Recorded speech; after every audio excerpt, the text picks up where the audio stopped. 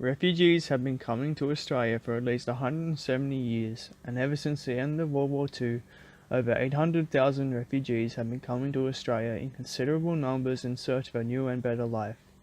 Australia's achievement rests in large part on the effectiveness of its post-arrival settlement program. Australia provides refugees with services to help them overcome past trauma and integrate into the community. It offers hundreds of hours of free English classes and provides immediate access to government benefits and public health care. The active engagement of a myriad of community organisations helps refugees to build social connections and find their way into a new society. Over time, these resettled refugees and their children make an enormous contribution to the community and the economy. However, if there is a weak link in the track record of Australia's refugees resettlement policy, it is providing jobs to newly arrived refugees. On the best available evidence, 17% of humanitarian migrants are in paid work after being in Australia for 18 months. Most newly arrived refugees often work in unskilled professions such as machinery operators, drivers, and factory labourers, and the demand for these roles is somewhat stagnant. 17% of humanitarian migrants are in paid work after being in Australia for 18 months. The job opportunities available to refugees most often do not match with their qualifications. And this presentation will discuss the solutions to this problem. Here is Judy with recommendation 1. Our first recommendation towards this issue is transition programs from companies, which means companies in receiving countries can hire refugees with professional backgrounds of the skills they need and assist these skillful employees on recognizing their overseas qualifications. A study in 2016 shows that a professional transition program improved migrants' employment situations. For examples of the company's support, it can be free training courses that help refugees adapt to working on their professional areas in the new working environment. It can also be corporate burden of fees for examinations through which their qualifications are recognized, if the results of their examinations are satisfying.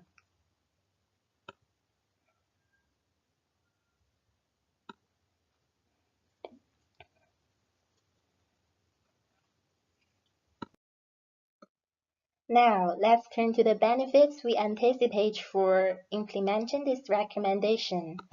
For society, refugees with recognized qualifications are more likely to work on jobs that match with their professions and capacities, so that the labor sources of this group can create better economic values for the whole society. For the companies who provide support, this group of employees can be more skillful and stabilized, which enlarges the company's capacity to produce. This is the end of the recommendation 1. Now I'm going to hand over to my teammate Stewie, who will present recommendation 2. One of the recommendations is that we should persuade refugees to participate in social networks due to their lack of language proficiency. So by having them participating in social network will most likely improve their language skills, thus increasing their chance of employment. And this will likely involve in government actions.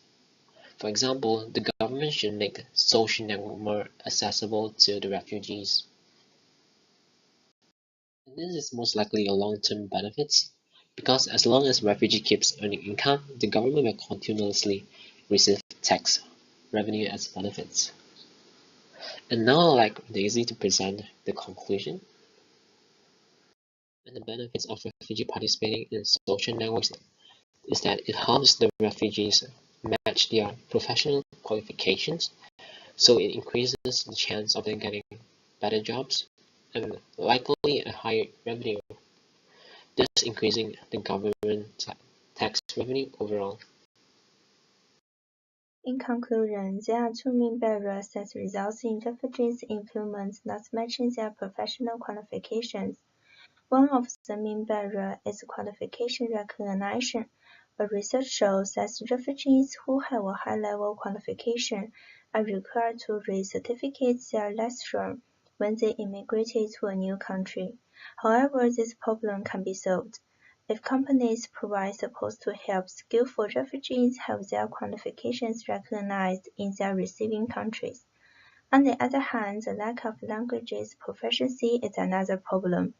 For example, most refugees are not easy to find a job because of different languages, although have work skills in some areas. Fortunately, the government has established more institutions which help refugees to improve their English ability.